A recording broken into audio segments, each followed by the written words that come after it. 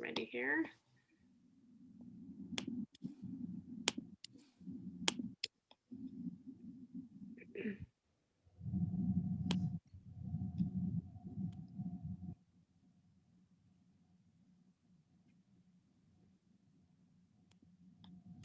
Okay, can everybody see these slides? Yes. Okay, fantastic. Well, glad that everybody is here. And I'm going to hand it over to Mason to kick us off. Hi guys, my name is Mason Greenwood. I am a licensed counselor here in the state of Illinois. I am in the counselor education and supervision program. I primarily work with kids, working towards my play therapy license. I work with a lot of kids with a lot of different types of trauma. Yeah, I've been in the education system for about 4 years, but after this year, I'm retiring and going to private practice full time. I'm Maria, and I'm a master's candidate in the clinical mental health counseling online. And in my free time, I do volunteer work as a CASA, and that's a court-appointed special advocate. So I work directly with foster kids and help give them the support they need while they're in the system to avoid situations where victimization and exploitation can occur that could lead to trafficking. And hi everyone, I'm Dr. Eldredge, and I am a associate faculty in our counselor education department. And I also have a private practice here in Colorado where I work with survivors of trauma, including human trafficking, and I serve on the Denver Anti-Trafficking Task Force that is run out of our Denver District Attorney's Office. So I'm the committee chair for the mental health part of that task force. So we're all very happy to be here talking about this topic with you.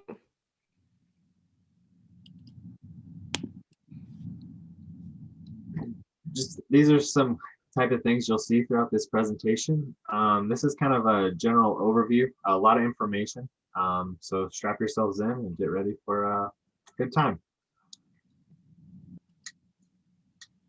So to kick off, what is human trafficking? Defined by the FBI, human trafficking is the legal exploitation of a person. There are three key elements of criteria for human trafficking, and that is force, fraud, and coercion. If they are under 18, then there does not have to be any of these for it to be considered trafficking. There are three different types of trafficking: sex trafficking, labor trafficking, and domestic servitude. Sex trafficking is it's defined as when individuals are compelled by force, fraud, or coercion to engage in commercial sex acts. Sex trafficking of minors occurs when the victim is under the age of 18. For cases involving minors, it is not necessary for those three key criteria. Labor trafficking, when individuals are compelled by those three key criteria to perform labor or service.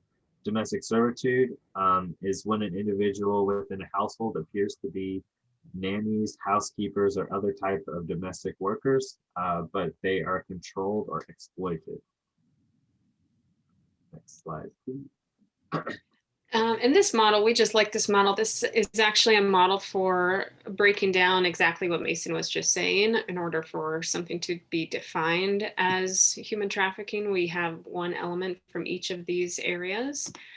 So traffickers will first take some kind of action and then employ the means. So that's the force, fraud, and coercion, that really key component for whatever the purpose is. So whether it's commercial sex or forced labor. So we want to look for at least one element in each of these categories. And of course, as Mason said, if it's a minor involved, force, fraud, and coercion do not have to be explicitly present. Warning signs for adults. What are their living conditions like? Bad hygiene? Are they getting their needs met where they are living? Typically, people that are in that are being trafficked aren't exactly having the best hygiene habits. What are the working conditions like? Is it safe? People that have been trafficked into labor tend to have poor work conditions and little pay, if pay at all. Very unsafe work conditions. Someone talks for the victim. These are isolation tactics. You'll hear a little bit more about that later. It's to make the victim feel like they have less power over their own life. Having somebody make decisions for them. Materialistic. If they were able to carry something with them from before they were stolen into that life, they tend to keep those things real close. They hold on to things that are precious to them. Signs of abuse: bruises, cuts, brands. Sorry. A lot of victims tend to hold, like I said, hold on to those materialistic things that they're unable to afford at times. Their conditions, they are conditioned that the abuser will take care of them and that they do not need anyone else. The brand, back to the physical abuse, so you'll see like pretty significant signs of that. There are different brands too to signify ownership, unfortunately. Yeah, next slide, please. The children, all of the above. You'll see all of these with the kiddos. Also, if they are allowed to go to school, there's a lot of behavioral and academic issues that kind of arise. Unique to children doing poorly in school. Show high levels of dependency in the person with people in power, like teachers, school staff, nurses. Depending on the type of trafficking too, they'll show those warning signs of like physical and sexual and emotional abuse.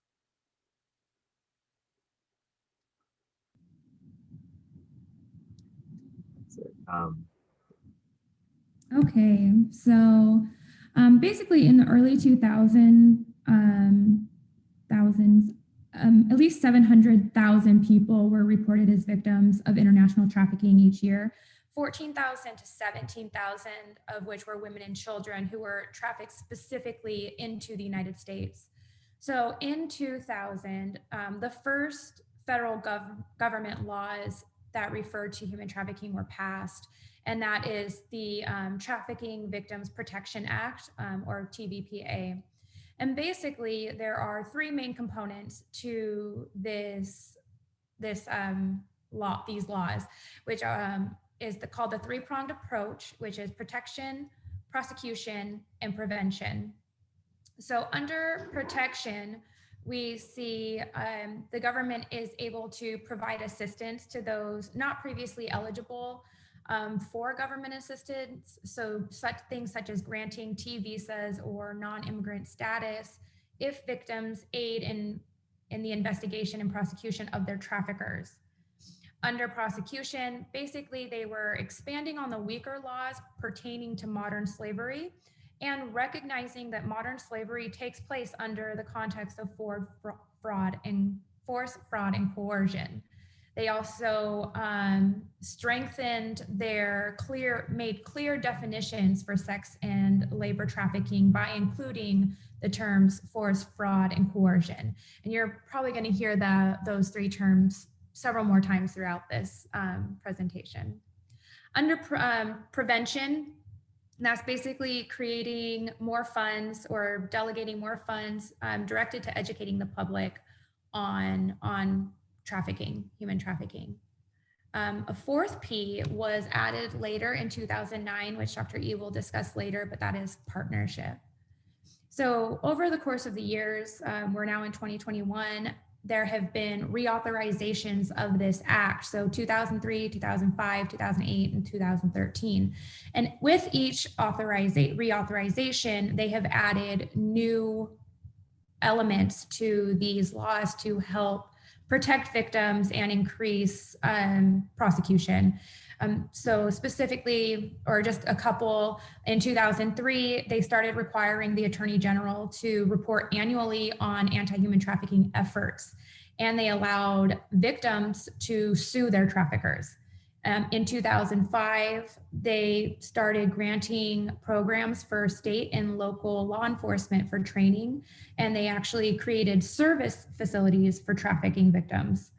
In 2013, they started penalizing the confiscation of identity documents, which is one of those isolation tactics that Mason was talking about. It is now, they would hold on to those documents so that the person couldn't leave, couldn't go anywhere. And now, as of 2013, they are penalized for that. And the US government stopped preventing aid to countries that use child soldiers.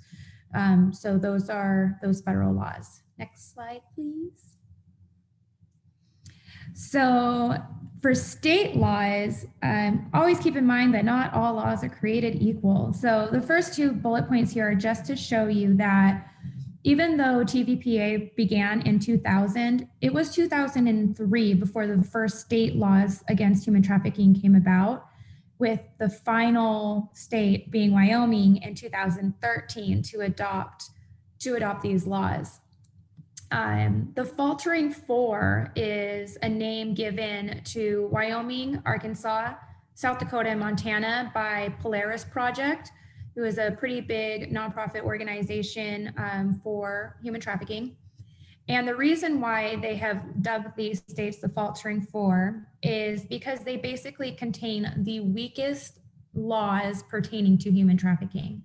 So I'm just going to touch on each of these. So for Wyoming, there is nothing in Wyoming law, Wyoming state law, that differentiates between commercial sex with a minor or an adult.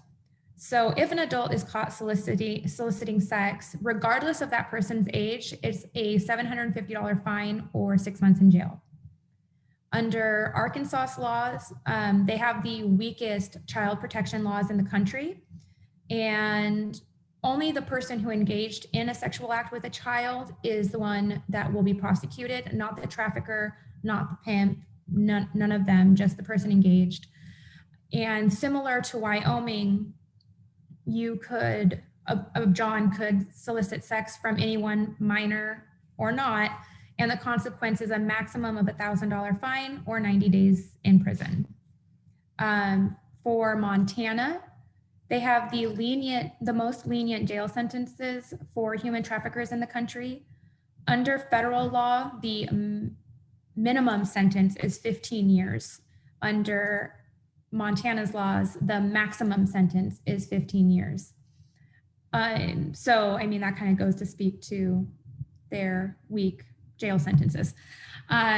There's also the Rape Shield Act. So some states have this act or laws, rape shield laws, that basically are in place so that victims under the age of 16 do not have to face their attackers in court. Under Montana law, the minor victims must face their traffickers in court because they're not technically the ones that, they weren't the Johns. They didn't commit the sexual acts. So they still have to face their traffickers. South Dakota is similar to Montana with the Rape Shield because victims over the age of 12 are not covered by Rape Shield laws. So in South Dakota, if a 12-year-old, they have to face both their trafficker and their assailant. And that's a really big deterrent for human trafficking conviction because they don't want to be re-victimized. Also in South Dakota, there are no laws criminalizing sex tourism, and they do not require law enforcement to be trained in identifying and helping trafficking victims. Next slide. So this slide is just a brief, just to kind of touch federal crime versus state crime. Public morality is left up to state policing, and the Constitution limits what cases are seen as federal cases. So because prior to federal courts, what they can actually do prior to 2000 was the crimes on high seas, piracy, and treason. With the 13th Amendment, there's the Commerce Clause, which includes that force, fraud, and coercion, which elevates trafficking to a federal crime and can actually be prosecuted in federal courts. However, when it comes to sex trafficking, there is a double standard because if, like in states like South Dakota, they're not trained to identify trafficked victims. Prostitution is criminalized, and we could be prosecuting victims and not seeing them as victims. So there becomes a double standard there. And then for labor trafficking cases, it's the same type of issue. They get passed on to federal courts, but not for a trafficking issue, for immigration issues. So that becomes an issue there.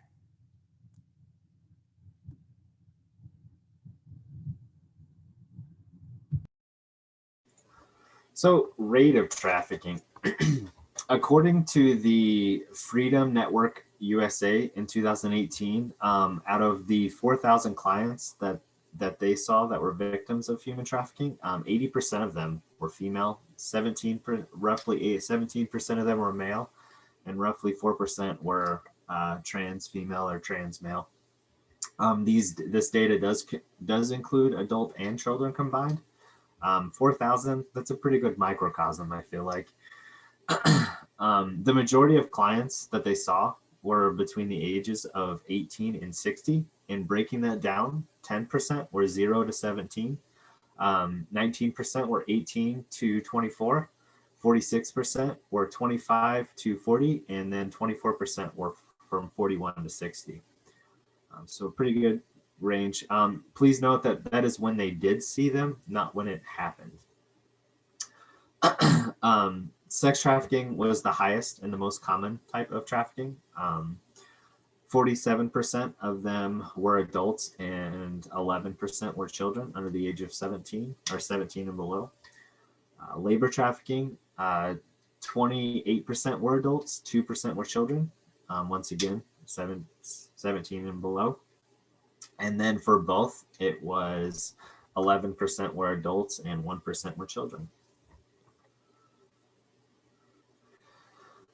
People of color, the target community for this.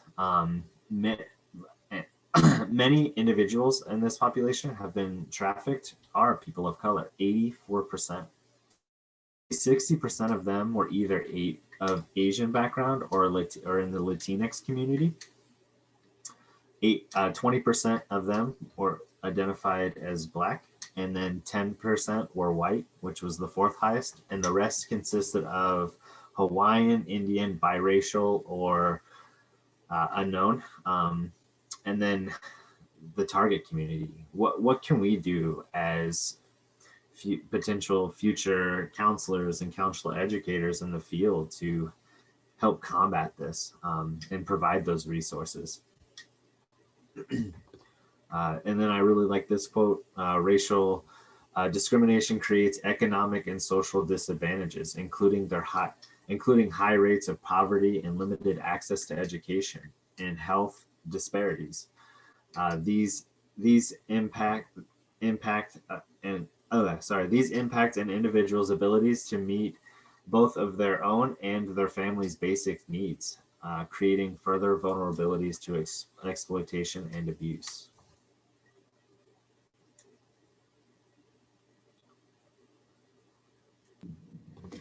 So under impact of culture, the next couple of slides are going to be based on religion, immigration, and prostitution. So with religion, basically religion has a profound impact on policy making and political institutions. So in countries where there is gender discrimination or where they condemn alternative lifestyles, you're going to see less laws protecting those individuals. So they may have strict prosecution laws, but they're lacking in laws of protecting and preventing. Especially so we'll see that with women and then with the LGBTQ youth, especially in countries that, like I said, condemn alternative lifestyles. People are going to try and flee these areas because they don't want to be persecuted for who they are. And that leads to exploitation. And what's not interesting, but really sad with people in other countries who are among the LGBTQ community, they don't face discrimination only from their country, but they can face it from their family as well. And so that really leaves them open up to that vulnerability. They leave seeking emotional needs, and traffickers prey on that, and they provide those emotional needs, and which eventually leads to exploitation. The United Nations Office on Drug and Crime, they have a 3P anti-trafficking policy index, and basically they measure to which degree, or to sorry, my bad, to what degree policies reflect the guidelines to prevent, protect, and prosecute. And what they have found is that democratic countries tend to have the most strict anti-human trafficking laws. Next slide, please. So with immigration, we often hear about the crime associated with immigration in public discourse. And this leads to, oh my gosh, my dogs, I'm so sorry. This leads to an anti-immigration sentiment, which impacts laws, public policy, and greatly reduces sympathy for trafficked victims. So even with strong government support, these policies to protect immigrants become the most challenging to pass. In 2000, when the TVPA was enacted, it enabled the government to provide trafficked individuals with resources not previously available, and with probably aren't still available under like state provisions. However, in passing the TVPA, it shifted the public's view or focus solely onto victims of sex trafficking. And this diverts attention away from labor trafficking and then interferes with prosecuting labor trafficking cases because they're often seen as an immigration issue. And so this goes back to that federal crime versus state crime and the public's opinion on it. So that's a real big issue there. Next slide, please. And this is basically on prostitution or sex work. In 1910, prostitution was or transporting women was criminalized, and it had a prohibitionist stance, basically saying that selling, buying on the sale of sex is an immoral and criminal offense. And they referred to prostitution as an urban crime problem. So in the 1960s and 70s, the public concern in urban areas about prostitution shifted away from the protection of women and focused more on reducing the visible signs of prostitution in the area. So basically turning a blind eye to victimization. In 2006 and 2007, the Chicago Alliance Against Sexual Exploitation conducted an interview with 113 men who purchased sex from sex workers. And among these men, they stated that 87% of them believed that women just chose to be sex workers. And I think that speaks volumes to the lack of knowledge of how many people are being sexually exploited against their own free will. Since the TVPA has been enacted, agencies now have the difficult task of enforcing prostitution laws while simultaneously implementing new anti-human trafficking mandates. So this is where the fight to legalize prostitution or sex work comes in, because some believe that keeping sex work illegal forces these operations underground, whereas legalizing sex work would create incentives for businesses to protect their sex business by not hiring minors. However, the other side of that is, unfortunately, that these predators want minors. And so even with the legalization or decriminalization of sex work, we're now pushing a different scale of sex trafficking further underground. So I found this little thing here about the number of states that criminalize prostitution So basically they're prohibiting criminalization of child sex traffickers for prostitution offenses. In 2011, only 5 states prohibited the criminalization versus 2019, 30 states now do. So there's definitely, people are realizing now that if you're under 18, sex work is trafficking. And so that we've definitely come a long way there. And then this is basically how socioeconomic status impacts trafficking, just like Mason had mentioned in that quote that he liked from Freedom Network.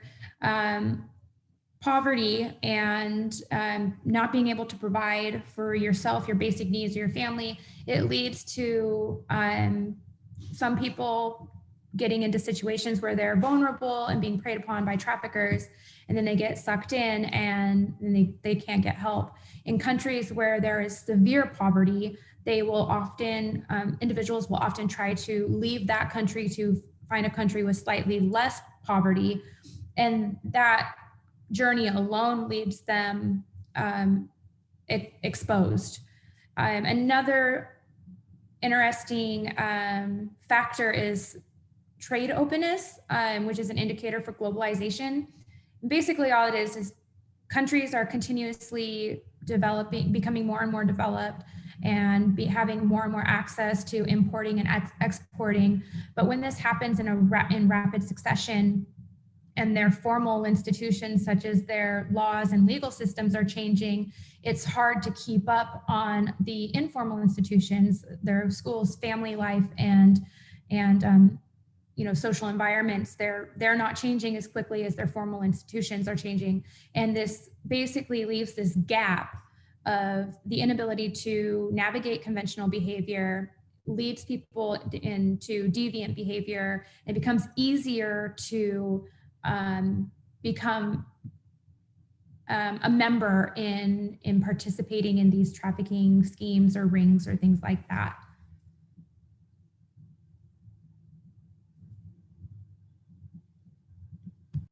Okay. Mason and Maria, you have done such an excellent job of giving the overview of all the statistics and the laws and the cultural factors that we need to consider. I'm going to present from kind of the practical side of how do we do this work while keeping our social justice hats very clearly on. So one of the things that's really important, as you can maybe tell and maybe even feel in your body as we were talking about all of these complicated factors, is that this is really heavy and it's overwhelming. And even to think about the state laws and the federal laws and the different factors that might be at play for our clients, for a practitioner, and especially a practitioner who might be working maybe in a private practice, or maybe you're the only one at your center who really specializes in trafficking, it can feel very isolating. And even though you might be the only one in your practice who's doing this, it's so critical that we don't work in isolation. A couple of factors that I think also contribute to working in isolation is, first and foremost, our ego. So, this is for lack of a better word, a popular topic right now. And so it can feel, kind of special to say, I work with human trafficking survivors. We want to make sure that you're not doing that just so you can say that and feel, really extra special and not reach out for other help from your colleagues. So really checking our ego there, and also managing the imposter syndrome that is just inevitable in any arena that we work in, whether you're a student or a faculty or a practitioner. The imposter syndrome is just a reality. And sometimes that can lead to us avoiding reaching out for help. If we might think like, gosh, I feel like I should know this, or everybody else probably knows this, I can't reach out to someone and ask this question. Those two things, I think, in conjunction really can lead us to staying in isolation. And it's just too dangerous for our clients and for ourselves to stay working solo with this. It's also critically important when we think about our ethical considerations to practice within the scope of our competence. But as we know, especially with an area like this that is more specialized, you don't just automatically have this competence. So building and stretching your scope by doing consultations, by attending this training, by continuing to talk to other people who are in the field, getting supervision, consultation. For me, a big part of it was joining the task force here in Denver. I didn't join it because I felt like an expert. I joined it because I felt like I could learn a tremendous amount and make connections with other people. And circling back to something Maria was alluding to or was talking about earlier, is that the 3 Ps plus the 4th P that's been added in. So the prevention, protection, prosecution, but especially in this area, we want to highlight partnership. What happened for me in kind of finding my way through these 4 Ps is that I was working with clients. Before I had decided to work in human trafficking, I kind of fell backwards into it, working with clients who had complex trauma histories. And turns out that part of their history was a trafficking experience. And I realized, gosh, as much as I know or think I know about complex trauma, I know nothing about human trafficking. And this particular client, one of my first, was dealing with immigration issues, which I had no idea about. She was dealing with legal issues, which I had no idea about. She was dealing with medical issues, which I had no idea about. So again, there I'm feeling like an imposter, like, how can I help this person? And I realized in order for me to be ethical in doing this work, I have to reach out to other professionals from other disciplines. So I have to make connections with lawyers who are doing this work and trauma-informed medical personnel. And essentially all of these people and more that are listed in this bullet point here. And that's what we mean by the 4th P of partnership. You will be no good to your survivor clients if you don't have at least the willingness, if not already established connections with these other professionals. And I can also tell you the other professionals will welcome you.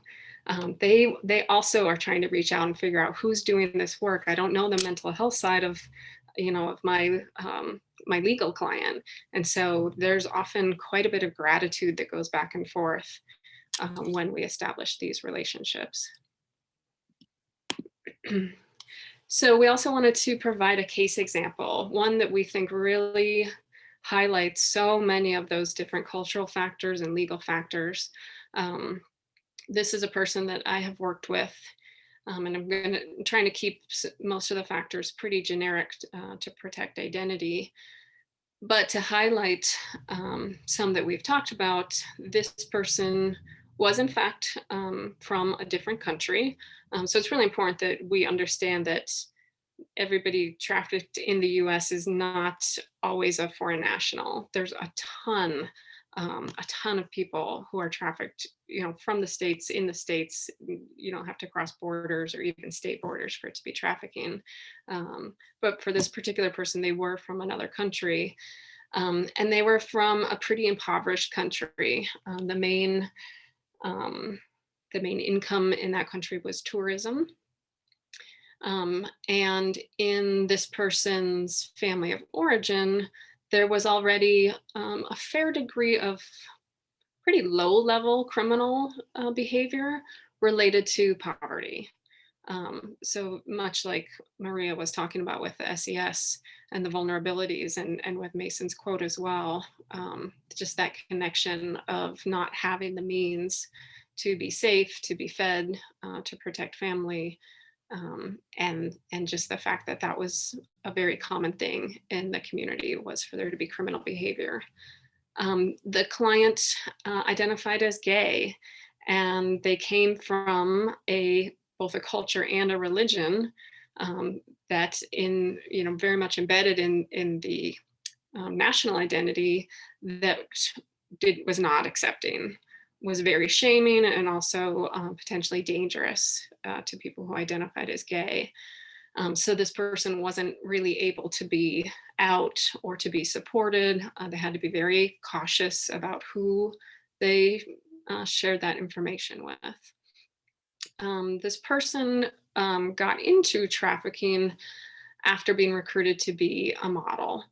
That is an extremely common recruitment tactic. Modeling, acting, singing, these desires to be more, to be special, especially if you've come from a family with lots of vulnerabilities where you might not feel special, or you might not feel like there's any way that you can break out of the poverty of your family of origin. So there's this like glamour to it of, wow, I could get out of here and make it big. And then there's the very real socioeconomic factor of making money. And this person, although in the trafficking, making money is very complicated, the traffickers did give them money to help take care of their family. So then there's this obligation to stay within the trafficking, because if they leave, what's going to happen to their family? So that's another tactic for keeping people involved in trafficking.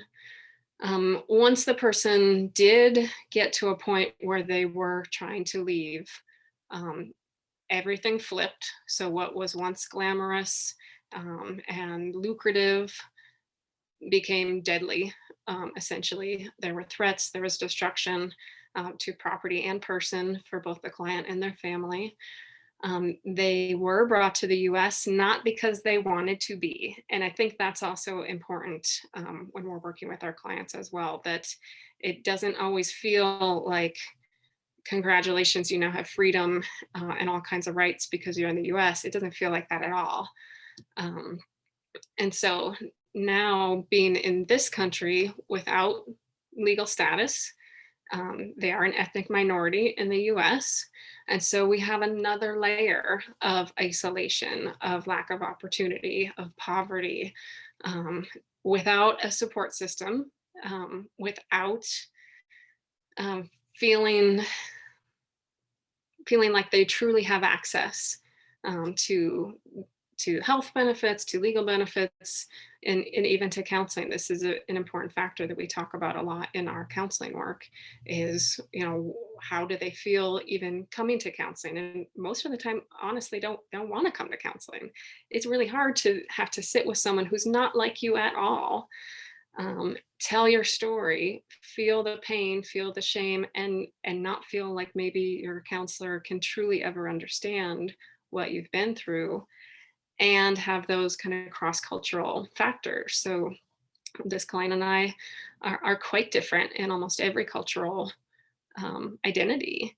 And that's been a really important part of our work, is for me not to assume or not to just base my approaches to them on the theories that I can read about or the studies that I can read about, but let them kind of be the expert, telling me, what does it mean to you to be gay? What does it mean to you to be here in the States? What does it mean to you to, for example, we were talking about safety here and creating a safety plan.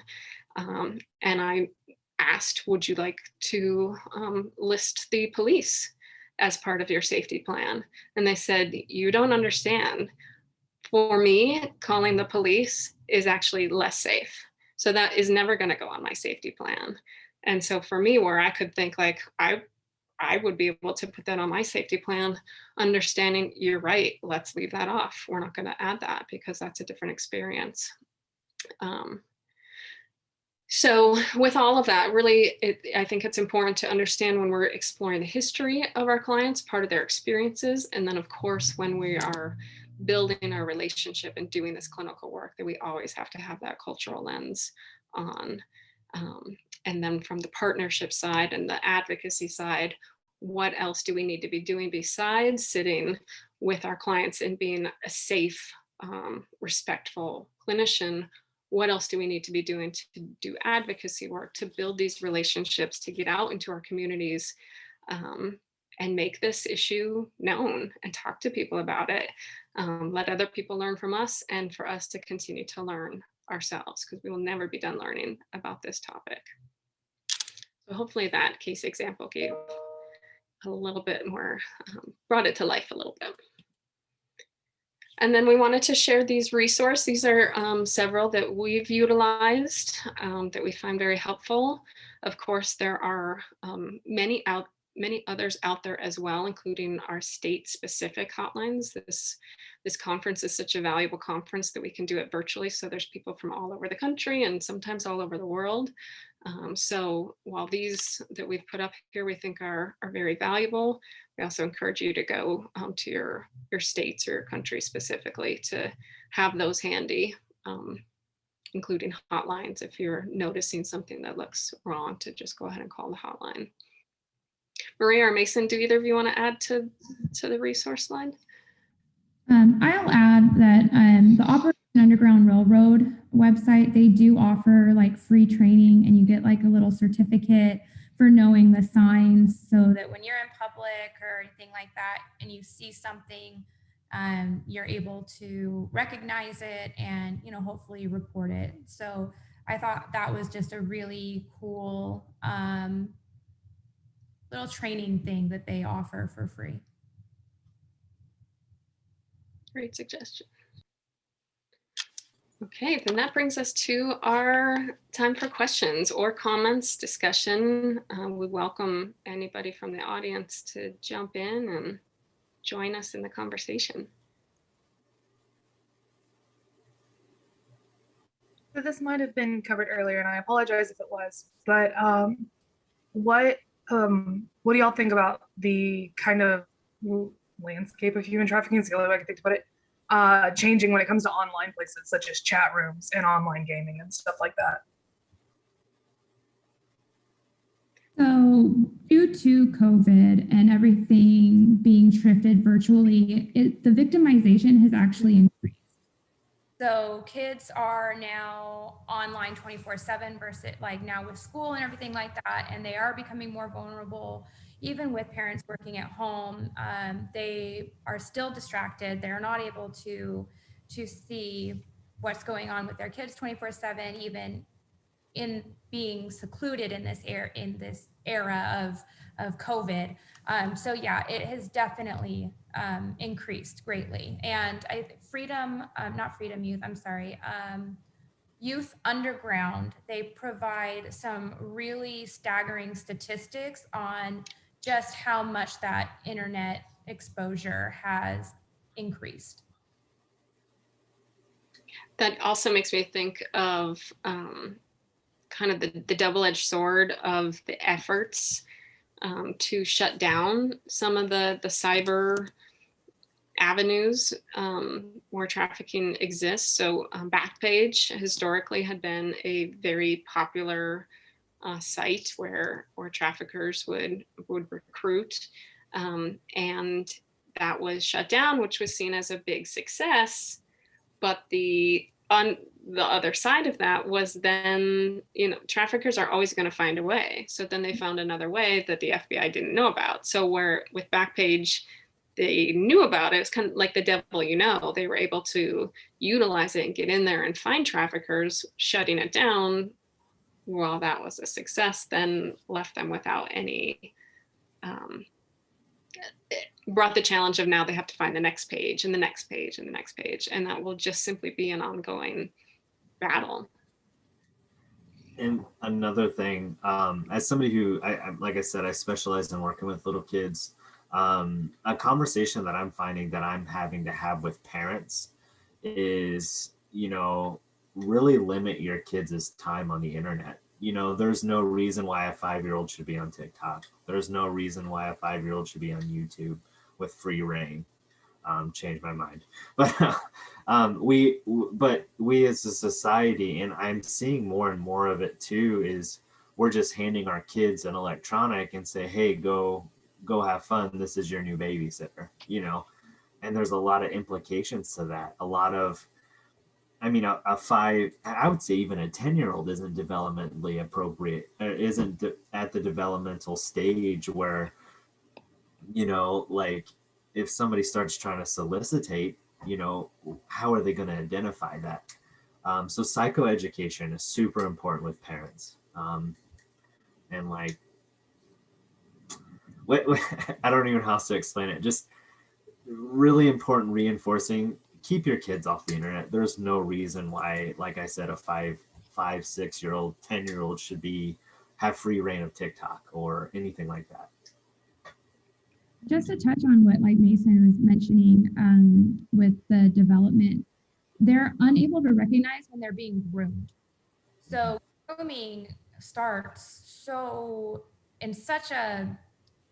in a way that they would just assume that it's just they're being kind and they're their best friend. And then it really turns into this manipulation tactic. So just like Mason's saying, like they're too young to realize that they're even being groomed for it. Mm-hmm. Great question, Britton. Thank you. Other questions or comments? Dr. E, one that I got in the chat was just if this presentation is going to be able to be accessible to the participants so that they can have all these resources and have everything that you guys have shared today. Absolutely, yes.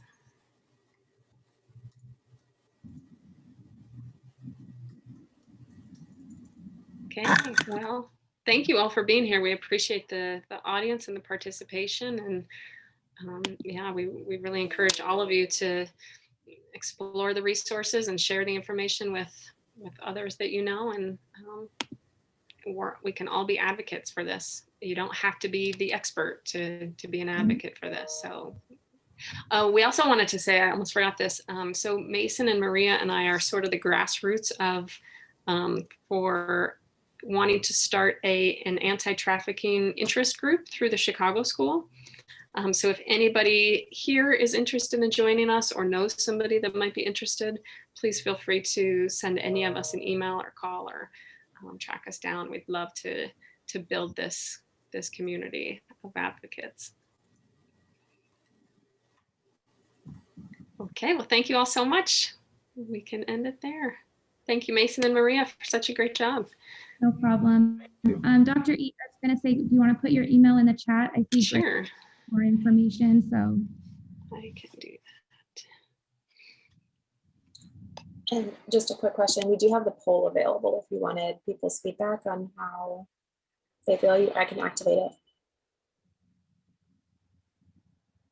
I'm on mute, but yes, that'd be wonderful.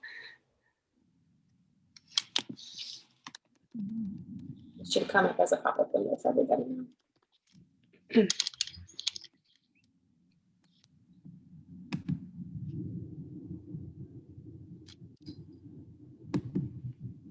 Oh, that's crazy. Cool.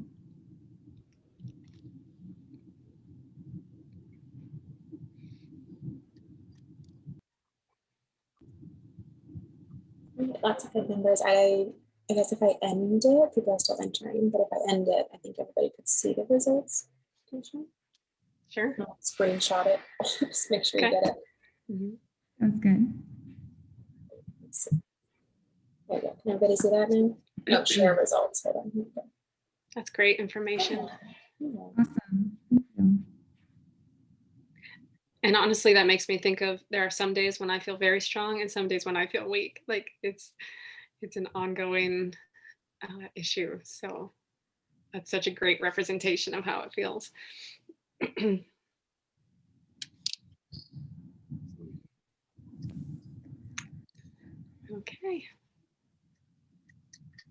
And thank you, Dr. E. Absolutely. And I see Miriam's question. It's totally fine with us to provide access. Lindsay or Jordan, do you know how we're going to be doing that for the recorded presentations?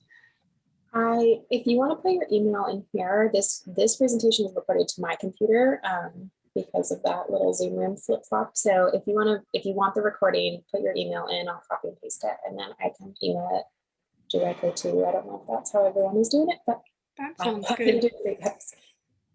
Thank you, Lindsay. And another question that is probably for Lindsay or Jordan, how to access the evaluation for CEs. Yeah, I will message that one. If you want to post your email too, I'll make sure that an email gets out to you since we're running out of time. But thank you.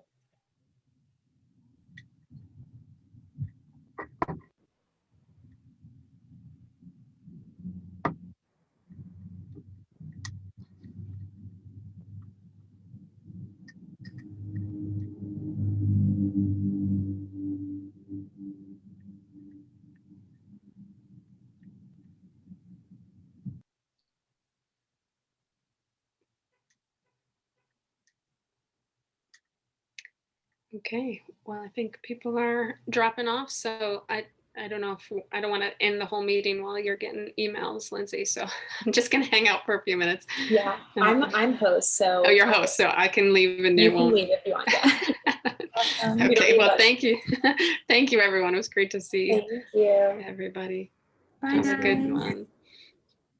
There we go.